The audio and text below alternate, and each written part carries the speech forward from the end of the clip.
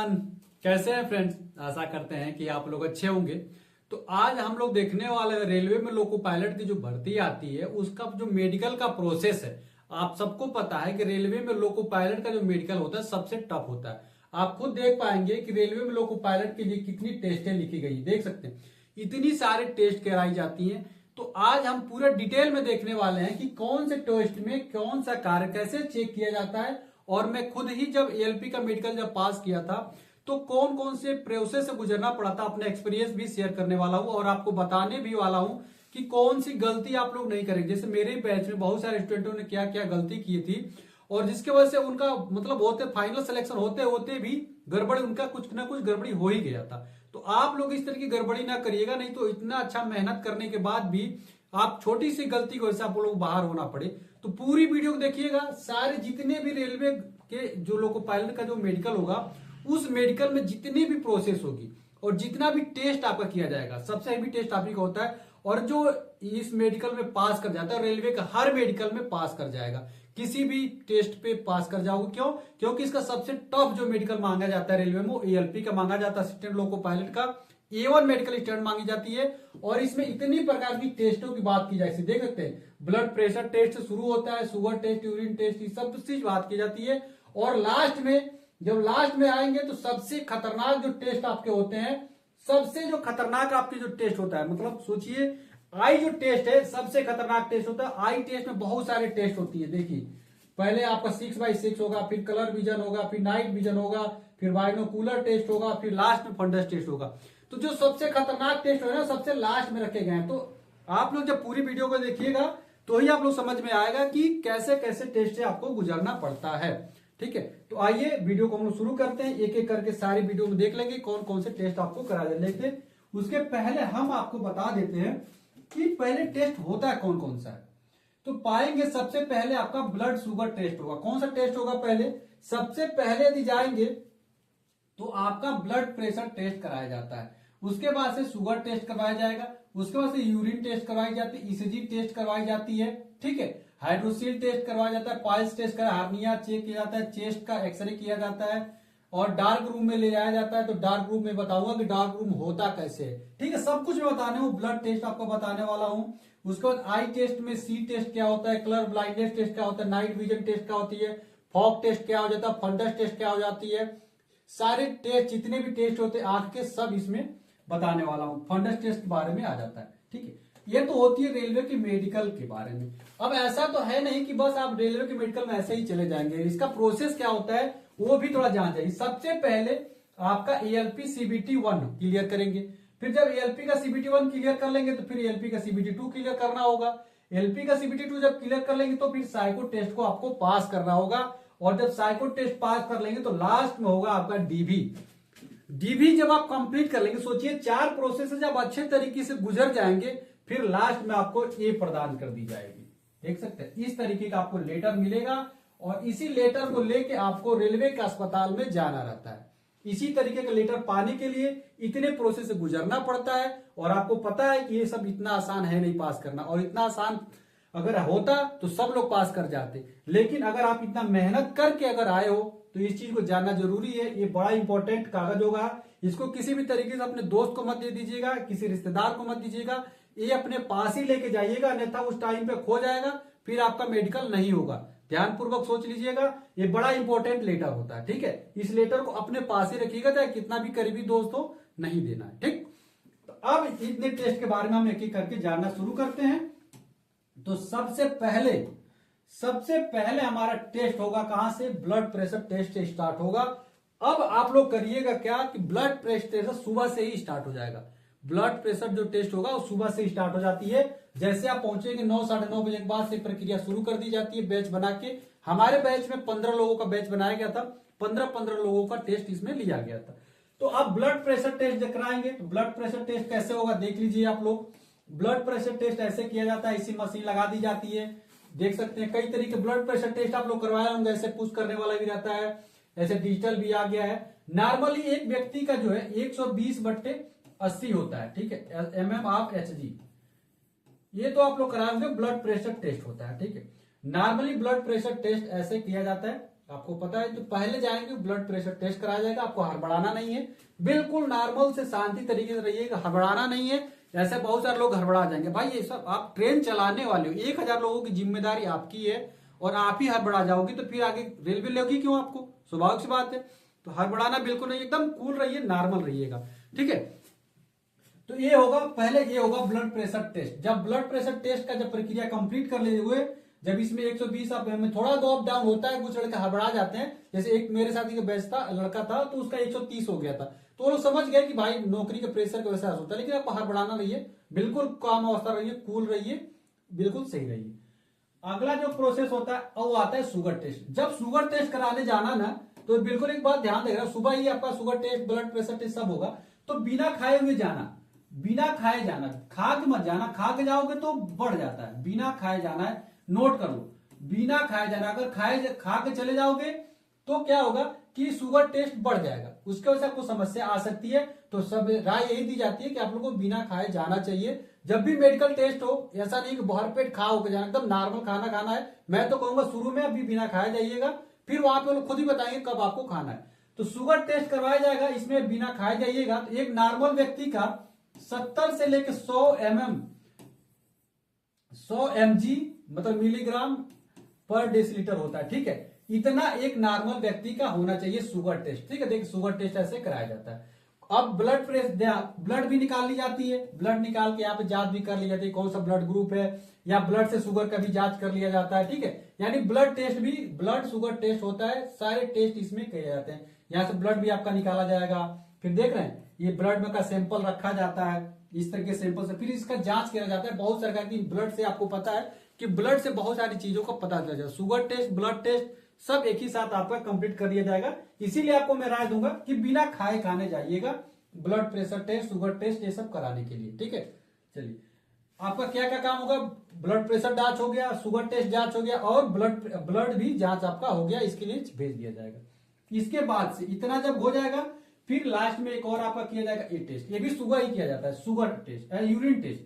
इसको क्या बोलते हैं, इसको बोलते हैं यूरिन टेस्ट। आपकी पेशाब की जांच की जाएगी, ठीक है। आपके पेशाब की जांच की जाएगी कि आपके कौन कौन से रोग है, मतलब आपको पता है बहुत सारी जांच, डायबिटीज वगैरह का सब कुछ इसमें जांच की जाती है। तो यूरिन टेस्ट कराया जाता है। यूरिन टेस्ट में क्या किया जाता है कि आपको इस तरीके से एक पट्टी दी जाएगी, ऐसे देख रहे हैं, ऐसे पट्टी दी जाएगी, 3 पट्टी रहती है, उसी पट्टी को आपको ले जाया जाएगा। आपको अब तो नया नया टेक्नोलॉजी आ गया, पहले क्या होता था कि पहले आपको पेशाब को इकट्ठा करना रहता था, फिर उसी में ला के इसको डुबोया जाता था। अब तो डायरेक्ट डॉक्टर ऐसे बोल देते हैं कि इसको ले जाइए साइड में और उसी पे पेशाब करके लाइए, और कलर से वो लोग पता कर लेते हैं आपको कौन सा डिजीज है या कौन सा नहीं है, ठीक है। तो कई कई जगह पे हम लोगों के टाइम में, जैसे एक बार मैं रेलवे का मेडिकल करवाया था, तो वहां पे इस तरीके से जांच हुआ था। लेकिन जब एएलपी का मेडिकल हुआ तो इस तरीके का दिया गया था, ठीक है। कई जगह पर अलग अलग होता है, जैसे मैं इंडियन नेवी का भी मेडिकल करवाया गया था, तो वहां पे भी इस तरीके से किया था। लेकिन रेलवे में कुछ जगहों पे इस तरीके से लेते हैं, कुछ जगहों पे इस तरीके लेते हैं, ठीक। लेकिन आप लोग बताया ना कि बिना खाए जाना, ये सारी टेस्ट आपको बिना खाए करवाना है, बिल्कुल सही है, नहीं तो शुगर लेवल बढ़ सकता है, यूरिन में भी कोई समस्या आ सकती है, ठीक। तो यूरिन टेस्ट आप लोग कंप्लीट करवा लोगे। इतने सारे जब सुबह के काम कंप्लीट हो जाते हैं, फिर अब आके प्रक्रिया चलती है, ठीक। यूरिन टेस्ट आपके कंप्लीट हो जाएंगे, यूरिन टेस्ट में आपको जांच कर लिया जाएगा सब कुछ। बात है ये वाला ईसीजी टेस्ट। ईसीजी टेस्ट बड़ा इंपॉर्टेंट है। ईसीजी टेस्ट जो होते हैं ये बड़ा इंपॉर्टेंट है। इसमें पूरा एकदम लेटा के आप देख सकते हैं, इस तरीके से सब कुछ लगाया जाता है, देख रहे हैं। इतना इसमें केमिकल भी रहता है, ये ऐसा चिपचिपा टाइप में केमिकल आ जाता है। जब हम लोग को लगाया गया था तो पूरा एक तरीके से केमिकल होता है ना, तो लिबलिवा टाइप में हो जाता है। तो उसी से लगा के ये लोग जांच करते हैं और देख सकते हैं जांच कैसे आती है। इस तरीके की जांच आती है, बोलते हैं जीवन रेखा है, ऊपर नीचे जो चल रही है जीवन रेखा है। जिस दिन सीधी हो गई उस दिन खेल क्या हो जाता है, खत्म हो जाता है। तो जितने अच्छे से इसको चलेगा वो बेहतरीन है। अच्छा, इसमें मेरे साथ एक स्टूडेंट है, उसकी क्या घटना घट गई कि वो फिर से हार्ट बीट उसका बढ़ गया, फिर से वो घबरा गया। अब जानते हैं, अब आपको बार बार बता रहा हूं कि आप किसी भी जब एग्जाम की तैयारी कर रहे हैं या कुछ बनाया जाएगा तो आपको सब कुछ ध्यान में रखा जाता है। तो भाई आपको 1000-2000 लोगों को ट्रेन में बैठा के आपसे सफर करवाना है रेलवे को, तो ऐसा नहीं कि हार्ट बीट खराब हो गया, कुछ छोटी सी घटना देखा हड़बड़ा गए, इंजन छोड़ के भाग रहे हैं, ऐसा तो नहीं करना है ना। इसीलिए आपको बिल्कुल अपने आप पे कंट्रोल बनाए रखना, हार्ट बीट बिल्कुल नॉर्मल रखिए। मैडम अगर इस जांच करती, दिल की रोगी जानते कौन जांच करती, लड़कियां जांच करती है, औरतें रहती हैं, मैडम लोग रहती हैं। हड़बड़ाना बिल्कुल नहीं, एकदम कूल अवस्था, एकदम जितना शांत हो सकते हो उतनी शांति अवस्था से आपका मेडिकल करवाना है। नहीं तो इसमें भी हड़बड़ाने से हो सकता है कि आपको रीमेडिकल लिख दे, तो रीमेडिकल नहीं चाहिए। आप नॉर्मल रहेंगे, कूल रहेंगे, तो ये जांच में आप लोग पास हो जाएंगे। बिल्कुल इसी तरीके से इसी टेस्ट किया जाता है, ठीक है। लेटा के एक एक जगह लगा के देख रहे हो कितनी मशीनों से निकल, देखो यही लेटर निकलता है। इसी तरीके से फटाफट ऐसा पर्चे निकलता रहेगा जिसमें इस तरीके से लिखा रहता है, ठीक। हड़बड़ाना नहीं है, बिल्कुल शांति अवस्था से, इसीलिए मशीन लगी रहती है, यही से निकलता रहता है। तो ये हो जाता है आपका ईसीजी टेस्ट, ठीक है। यहाँ पे पूरा आपकी धड़कन वगैरह सब कुछ अच्छे से चेक कर लिया जाता है। जब ईसीजी टेस्ट कंप्लीट हो जाता है, फिर आगे का नंबर आता है, फिर आपका नंबर आता है किसका, हाइड्रोसील वगैरह टेस्ट का। अब हाइड्रोसील टेस्ट कैसे किया जाता है भाई, देख लो एकदम ऐसे। आपको एक रूम में ले जाया जाएगा, बुलाया जाएगा एक एक करके, भाई 15 लोगों का रखा ही जाता है, तो एक एक करके बुलाया जाएगा। पहले तुम आओ, पहले तुम आओ। मान लो तुम्हारा नाम विवेक है, तुमको बुलाया, विवेक आ जाए, विवेक जाएंगे। फिर उनका क्या बोला जाएगा, भाई खोल दो। पूरा ऊपर से लेके नीचे तक कपड़ा आपको निकाल ही देना है, रखना नहीं है, वो रखने ही नहीं देंगे। पूरा आपको कपड़ा क्या करना है, निकाल देना है। जब कपड़ा पूरा निकाल देंगे, इस कंडीशन में आप जब पहुंच जाएंगे, ठीक है, अब आपसे एक एक टेस्ट वहां पे वो लोग कर लेंगे। पहले क्या करेंगे, हाइड्रोसील का आपका टेस्ट करेंगे। पहले क्या करेंगे आपका, पहले आपका हाइड्रोसील का टेस्ट कराएंगे। अब स्वाभाविक नग्न अवस्था में रहेंगे, सब कुछ देखा जाएगा, आपका दोनों पकड़ के देखा जाएगा आपके दोनों टेस्टिस है या नहीं है, ये बड़ा या छोटा तो नहीं है, हाइड्रोसील लटक तो नहीं रहा है, क्योंकि आपको एलपी की नौकरी करनी है भाई। वहां पे थोड़ी भी समस्या नहीं चाहिए भाई, 8 घंटा 10 घंटा बैठ के नौकरी करनी है, ऐसा थोड़ी है। अगर है तो आप ऑपरेशन करवा के आना ना भाई, कोई दिक्कत नहीं है तो अभी से आप टाइम तो है आपके पास, ऑपरेशन करा के आना। इसमें सब कुछ आपको दोनों डाड़ू देखा जाता है कि सब कुछ सही अवस्था में है या नहीं है, कोई दिक्कत तो नहीं है। उसके बाद आपको झुकाया जाएगा, जब झुक जाएंगे फिर वहां से बवासीर की आपकी जांच की जाएगी, आपको बवासीर नहीं और है आपको अभी बवासीर की समस्या है। बहुत सारे लोग मुझे कमेंट करके पूछते हैं, तो भाई अगर बवासीर है तो ऑपरेशन करा लो ना, ऑपरेशन करा के ठीक तो हो जाती है। ऐसी बीमारी थोड़ी है कि ठीक नहीं हो सकती, जो बीमारी ठीक हो सकती है उसके लिए क्या है रोके, उसकी इलाज करवा लो। उसके बाद हार्निया, हार्निया की भी आपकी जांच कर ली जाती है, हार्निया की भी समस्या सॉल्व की जा सकती है। ये वो ऐसी समस्या है जिसका आप लोग सॉल्व करा सकते हैं, तो अभी करा लीजिए। लेकिन अगर उस टाइम पाया जाएगा तो नहीं लिया जाएगा, ध्यानपूर्वक सुन लो, उस टाइम अगर पाया जाएगा तो नहीं लिया जाएगा। इसीलिए मैं कह रहा हूं कि आप लोग अगर है तो अभी से कंप्लीट करवा लो, दवा करा लो, इलाज करा लो, जो कराना है सब करवा लो, ठीक है। हाइड्रोसील अपना ठीक करवा लो, बवासीर हो तो ठीक कर लो, हार्निया हो तो भी अपना ठीक कर लो। Hydrocele test, piles test, hernia test, सारे टेस्ट आपके अच्छे तरीके से लिए जाते हैं। जब ये टेस्ट हो जाएगा आपका, फिर आपको इस टेस्ट के लिए भेजा जाता है। अब ये टेस्ट समझ रहे हैं, एक्सरे, एक्सरे आपका कराया जाएगा, किसका करवाया जाएगा, तो चेस्ट का कराया जाएगा। जो आपका चेस्ट होगा, इस चेस्ट का आपका क्या करा जाएगा, एक्सरे करवाया जाता है। तो चेस्ट का एक्सरे आपका पहले ऐसे ही निकाला जाता है।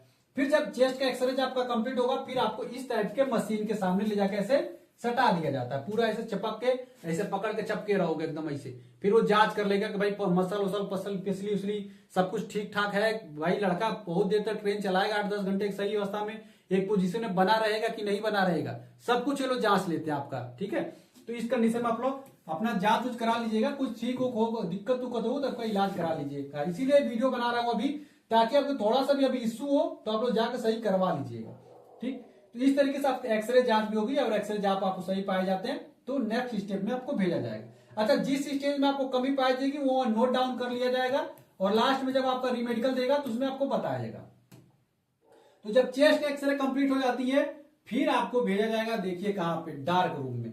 यहां तक तो इंपॉर्टेंट थी, ये तो साथ बॉडी की थी। अब ऐसे शुरू हो जाती है आपकी आंख की रीजन वगैरह शुरू हो जाती है, आंख की जो समस्याएं थी वो आपकी यहां से शुरू होती है। अब सोचिए आंख कितना इंपॉर्टेंट है, ये सारी समस्या ऊपरी ऊपरी थी, अब आंख की समस्या शुरू होती है। एक डार्क रूम में आपको क्या किया जाएगा, ले जाया जाएगा। डार्क रूम कैसा होता है, कैसा होता है भाई डार्क रूम, बताओ कोई जानता है। डार्क रूम बिल्कुल अंधेरा होता है, चारों तरफ से अंधेरा ही अंधेरा होता है। एक स्पेशली एक ऐसा रूम बनाया जाता है डार्क रूम में, उसी डार्क रूम में आपको ले जाया जाता है। डार्क रूम में क्या काम किया जाता है, ले जाके वहां पे 1 मीटर की दूरी पे बैठाया जाएगा। देखो यहाँ पे जो यंत्र दिख रहा है, ये यंत्र जो है इसी तरीके से यहाँ पे यंत्र लगाया जाएगा और तुमको 1 मीटर की दूरी पे बैठाया जाएगा। अब मान लो तुम यहाँ पे बैठ गए हो, ठीक है, यहाँ पे बैठ गए हो, यहीं से लाइट को जनरेट किया जाएगा। कभी रेड लाइट को जनरेट किया जाएगा, फिर कभी येलो लाइट को, कभी ग्रीन लाइट को। एक होती है सुगौआ लाइट, समझते हो, सुगौआ वाली लाइट जो बोलते हैं, मतलब उसको ना तो ग्रीने बोल सकते हो ना तो पीला ही बोल सकते हो, मतलब सुगौआ लाइट समझते हो ना, पैरोट। तो 4 प्रकार की लाइट जनरेट की जाती है, तो उसी में आपको बताना रहता है। जैसे मेरी समस्या क्या हुई थी, मैं पैरोट वाला को समझ ही नहीं पा रहा था कि मुझे येलो बोलना है कि क्या बोलना है, लेकिन मैं उनसे बोल दिया कि सर ये हरा, मतलब मुझे लगा हरा होगा। भाई हम लोग रट के जाते हैं ना कि रेड आएगा तो रेड पढ़ देंगे, येलो आएगा तो येलो पढ़ देंगे। लेकिन वो ऐसी लाइट आई ग्रीन के बाद से, न तो वो पूरी रूप से ग्रीन में थी, न तो पूर्ण रूप से पीला में थी, मतलब सुगवा टाइप में मुझे वो समझ में आ रही थी। तो मैंने बोला, उन्होंने समझ गया कि इसको लड़के को समझ में आ रही है, लेकिन इस कलर का नाम नहीं बता पा रहा है। तो इसी तरीके से 4 लाइट यहाँ जनरेट करेगी, उसी 4 लाइट को आपको बताना रहेगा। जब कुछ लोगों को समस्या होती है तो वो लोग बता ही नहीं पाते हैं, ठीक है। लेकिन आपको सब कुछ समस्या जब जान गए कि भाई यहाँ पे रेड होगा, येलो होगा, येलो मतलब पीला होता है, ग्रीन मतलब हरा होता है, तो सारे कलर लाइट टेस्ट हो जाएगा। लाइट वहां जनरेट की जाएगी, 1 मीटर दूरी बैठा के तुमको देखना रहेगा, ठीक है। इसी तरीके से मशीन रहेगी, इसी तरीके से मशीन में आपको जांच ली जाएगी, जांच की जाती है। जब ये टेस्ट आप कंप्लीट कर लेते हैं, फिर आपका ईयर टेस्ट। भाई आंख, कान, भाई आंख आपका थोड़ा अच्छा होना चाहिए, पूरी बॉडी अच्छी होनी चाहिए, तो कान भी तो अच्छा हो भाई। भाई मान लो कोई बोल रहा हो, तुम्हारी कान भी तो सुनाई दे अच्छे तरीके से। एएलपी के लिए क्या है कि उसको सुनना भी आना चाहिए, देखना भी आना चाहिए, सब कुछ अलर्टनेस उसको चाहिए। तो उसका आई टेस्ट करवाया जाता है। क्या करवाया जाता है? उसका करवाया जाता है आई टेस्ट, ठीक है। उसका करवाया जाएगा आई टेस्ट, सॉरी ईयर टेस्ट, आंख मतलब कान, ठीक है, कान का टेस्ट करवाया जाएगा। तो कान में देखा जाता है भाई कोई पर्दा इनका फटा तो नहीं है, बहुत कोई समस्या तो नहीं है, सुन तो लेगा, श्रवण क्षमता है या नहीं है। या इसी में देखिए बीप की साउंड एक निकाली जाती है, बीप की साउंड निकाली जाएगी, और इसी बीप की साउंड से पूछी जाएगी आपको सुनाई दे रहा है या नहीं दे रहा है। एक ऐसा आएगा, एक कोई लड़का आएगा और ऐसा कागज लेके आएगा, ठीक है, ऐसे कागज लेके आएगा और ऐसे ऐसे चलवाएगा, ऐसे चलाएगा, तो आपको सुनाई दे रहा है या नहीं दे रहा है, इस तरीके से आपको बताना रहता है। दोनों कानों में चला के वो बताएगा कि आपको सुनाई दे रहा है तो बताइए सुनाई दे रहा है, नहीं सुनाई दे रहा तो बताइए नहीं सुनाई दे रहा है, ठीक है। बीप की साउंड से भी आपको कान की श्रवण क्षमता चीज क्लियर आती है कि इनको सुनाई दे रहा है चीजें कि नहीं सुनाई दे रहा है। एएलपी के लिए बहुत खतरनाक नौकरी होती है भाई, इसीलिए सब कुछ अच्छे टेस्ट करवाया जाता है। ऐसे जिम्मेदार व्यक्ति को नहीं दे दिया जाए, गैर जिम्मेदार को, जिसको कुछ पते न रहे। बहुत जिम्मेदार वाली नौकरी है, इसीलिए सब कुछ अच्छे से जांच किया जाता है। जब कान चेक हो जाता है, फिर आती है एक और खतरनाक जांच, और यहां से आपकी शुरू हो जाती है रियल एएलपी। रियल एएलपी की जांच अब शुरू हो रही है। अभी तक तो बस फिजिकली ऊपर नीचे देखा जा रहा है, अब यहां से शुरू होती है आपकी जांच। यहां पे साफ तौर पे देखिए, यहां पे साफ तौर पे लिख रखा है कि A1 का जो मेडिकल स्टैंडर्ड होगा, A1 में physically fit in all respect, distant vision 6/6। आपको मैं बताऊंगा 6/6 क्या होता है, विदाउट ग्लास, बिना चश्मे के 6/6 होना चाहिए। फॉगिंग टेस्ट भी बताऊंगा, नियर विजन भी बताऊंगा विदाउट ग्लास, उसके बाद से कलर विजन टेस्ट भी, बाइनोकुलर, सारे टेस्ट के बारे में आज बता दूंगा, लेकिन इतना तो इंपॉर्टेंट होता है, ठीक है। चलिए अब हम बात कर लेते हैं इसके बारे में। 6/6 जो आता है ना, डिस्टेंट विजन है, आप देख सकते हो 6/6 एक्चुअली है क्या। तो 6/6 में पहले हुआ था क्या, ये जो चार्ट है ना, ये जो चार्ट सैलोन चार्ट इसको बोलते हैं, ये चार्ट होगा यहाँ पे, ठीक है। यहां से 6 मीटर की दूरी पे तुमको बैठाया जाएगा, 6 मीटर की दूरी पे तुमको बैठाया जाएगा, और 6 मीटर की दूरी से ये पढ़ने के लिए आपको बोला जाएगा। 6 मीटर की दूरी से ये पढ़ने के लिए आपको बोला जाएगा कि आप ये पढ़ के मुझे बताइए कि ये क्या कंडीशन है, कहां तक आप पढ़ पा रहे हैं। देखो जब ये अक्षर पढ़ लोगे तो 6/60, ये अक्षर पढ़ लोगे तो 6/60 आपका आ जाता है। ये पढ़ लोगे तो 6/36, ये पढ़ लोगे तो 6/24, ये लाइन पढ़ लोगे तो 6/18, ये लाइन पढ़ लोगे तो 6/12, ये लाइन पढ़ लोगे तो 6/9, और ये वाला लाइन पढ़ लोगे तो 6/6। और जो सबसे लास्ट वाली लाइन होती है ना, इसको पढ़ लेने वाला 6/5 होता है, तो ये नहीं मानी जाती है। ये वाली लाइन पढ़ लिए ना, 1 2 3 4 5 6 सातवीं लाइन अगर पढ़ लिए ऊपर से, तो 6/6 आपकी मान ली जाती है, ठीक है। 6/6 आपकी मान ली जाती है, लेकिन ऊपर से आपको सातवीं लाइन आपको यहाँ पे दिख रही है, साइलेंट चार्ट इसको बोलते हैं। इसको बोलते हैं, इस लाइन को पढ़ोगे तो 6/36, इसको पढ़ोगे तो 6/24, इस लाइन को पढ़ोगे तो 6/18, इसको पढ़ोगे तो 6/12, और इसको पढ़ लोगे तो 6/9। यानी अगर यूपी पुलिस वगैरह में सिलेक्शन चाहिए, नॉर्मली रेलवे अन्य किसी भी जॉब में जाओगे रेलवे के, तो 6/9 मांगी जाएगी। लेकिन जब एएलपी के में जाओगे तो 6/6 यानी सातवीं लाइन आपको पढ़नी आनी चाहिए, साफ तौर से दिखनी चाहिए कि आपको क्या क्या इसमें सातवीं लाइन में लिख रखा है, ठीक है। उसी तरीके से इसमें कुछ लोग और भी कंफ्यूजन हो जाता है, तो उनसे पूछ लिया जाता है कि अच्छा ये बताइए ये किधर से कटा है, इसका डायरेक्शन किधर से है, इसका डायरेक्शन किधर से, इसका डायरेक्शन क्या है, ये जो 6/8 जो लास्ट वाली लाइन है, इसका डायरेक्शन आपका किधर से, 6/6 के लिए, ठीक है। तो आपको बताना होगा कि डायरेक्शन किधर से सी कटा हुआ है, ठीक है। तो ये दोनों टेस्ट आपका करवाया जाता है। कितने दूरी से? 6 मीटर की दूरी पे। एक कंडीशन और भी है, उस कंडीशन में करवाया क्या जाता है कि आपकी साइलेंट चार्ट तो रहेगी यहीं पे, लेकिन 3 मीटर की दूरी पे 3 मीटर की दूरी पे लगा दी जाती है और आपको यही बैठा दिया जाएगा। यहाँ पे शीशा लगा दिया जाता है, यहाँ पे क्या शीशा, यहाँ पे लग गया शीशा। 3 मीटर की दूरी पे सॉलन चार्ट, 3 मीटर की दूरी पे तुम, भाई 3 और 3 6 मीटर हो गया, शीशा में तो 6 मीटर प्रतीत होगा, समझ रहे हो।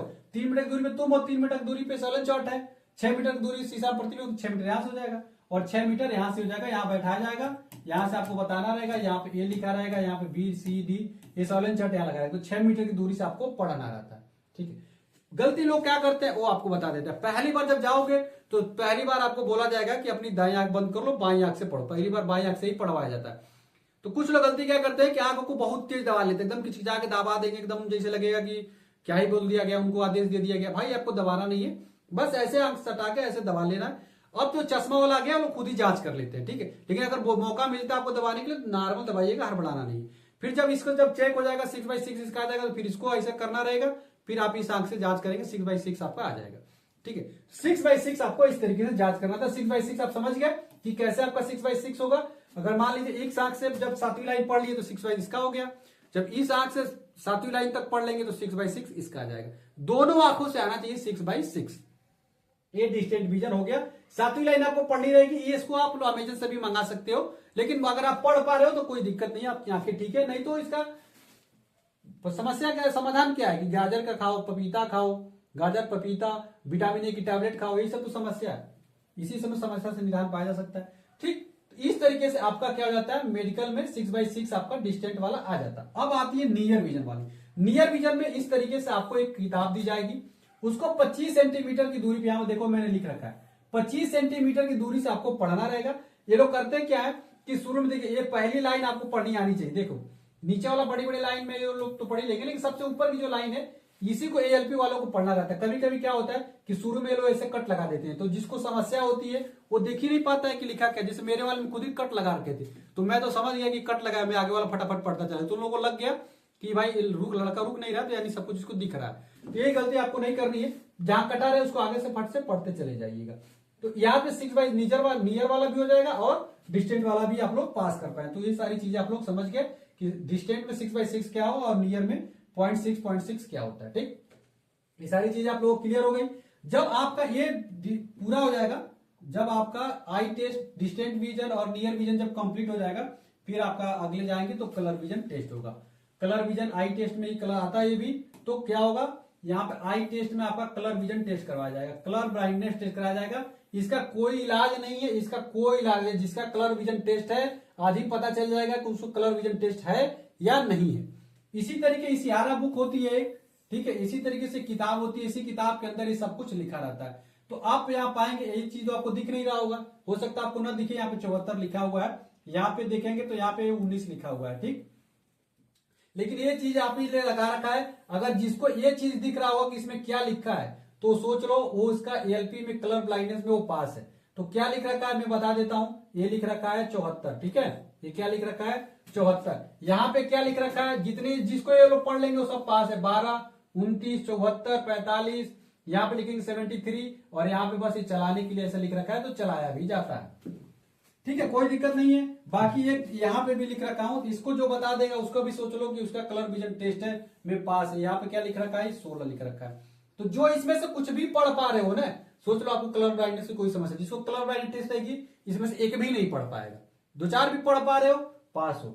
उसके बाद देखो इस तरीके से भी टेस्ट करवाया जाता है, इसमें चलवाया जाता है। जैसे मेरा एएलपी में भी चलवाया गया था, लेकिन नेवी में जब गया था वहां पे भी चलवाया गया था मुझसे।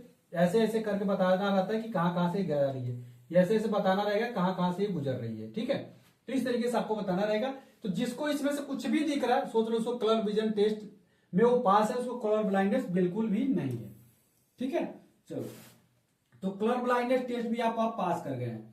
अब आप पहुंचेंगे, जब कलर ब्लाइंडनेस टेस्ट पास कर जाएंगे तो फिर आ जाएंगे नाइट विजन टेस्ट में।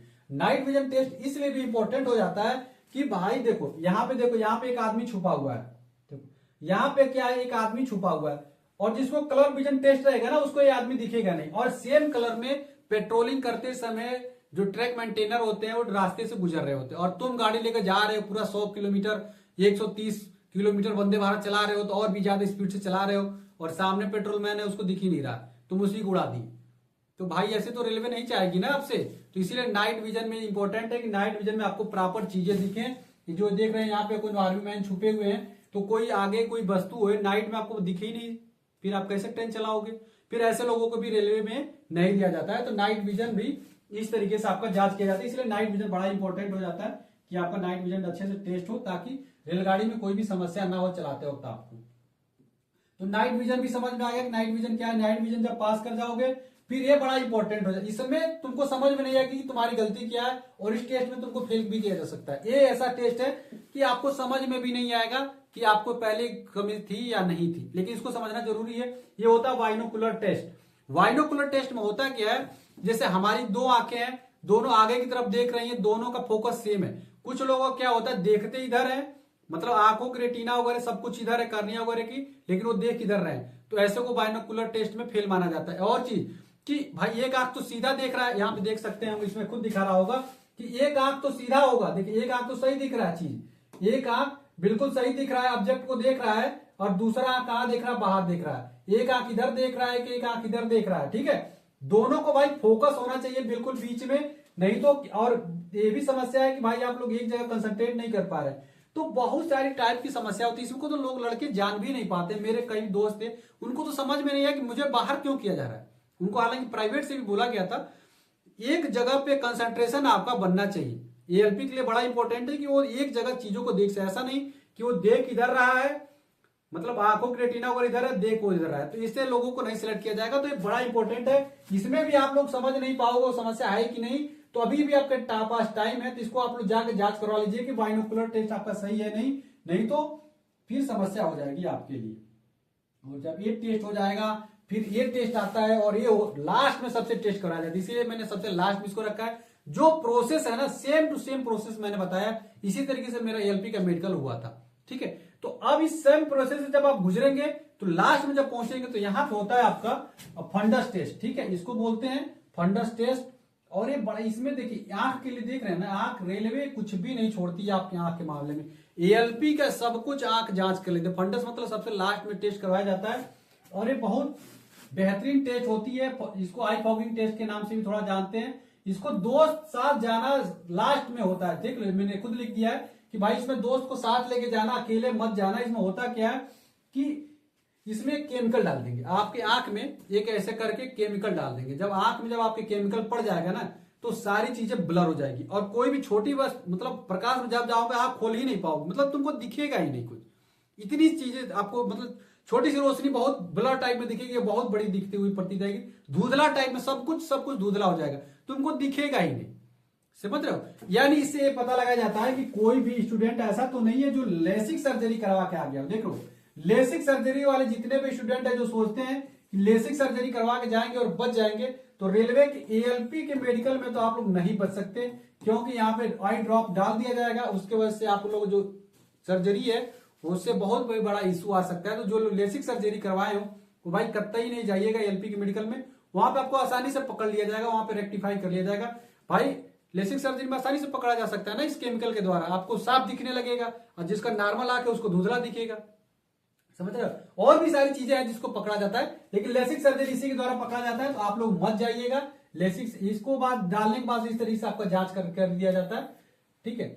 ठीक है, आप ऐसा नहीं कि झूठ बोल देंगे कि नहीं सर मुझे भी धुंधला दिख रहा है, मशीन में वो लोग देखेंगे, खुद समझ जाएंगे कि आपकी आंख में डिस्टर्बेंस हुआ है या नहीं हुआ है। तो लास्ट में लेसिक सर्जरी के लिए जांच करने के लिए फंडस टेस्ट करवाया जाता है, और ये सबसे खतरनाक होता है, सबसे लास्ट में इसको लिया जाता है। अपने दोस्त का, रिलेटिव को, किसी को भी लेके जाइएगा, निश्चित तौर पे आपको कोई भी दिक्कत नहीं होगी, ठीक है। और चलिए सारी चीज तो मैंने बता दी एलपी के बारे में, कुछ भी ऐसी चीज कोई भी टेस्ट मैंने आपको छोड़ा नहीं है। वीडियो कैसे लगी है तो वीडियो को लाइक जरूर करिएगा, वीडियो आपको पसंद आई हो तो अपने दोस्तों के पास भी भेजिएगा, और चैनल को जरूर सब्सक्राइब कर लीजिएगा, बिल्कुल चैनल सब्सक्राइब कर लीजिए, बेल बटन को दबा लीजिएगा। और मेरे साथ तैयारी करना चाहते हैं तो व्हाट्सएप ग्रुप जो डिस्क्रिप्शन में उससे भी जुड़ जाइएगा। और एक बात और है बहुत इंपॉर्टेंट कि अपने दोस्त को बिल्कुल शेयर करिएगा इस वीडियो को, ताकि उन सारे लोगों का हेल्प हो सके जो रेलवे की तैयारी करते हैं या एएलपी की तैयारी कर रहे हैं। वीडियो पसंद आए तो लाइक करिएगा, चैनल को जरूर सब्सक्राइब कर लीजिए, बेल बटन को भी दबा लीजिएगा। मिलते हैं अगली वीडियो में फ्रेंड्स, तब तक के लिए फ्रेंड्स जय हिंद।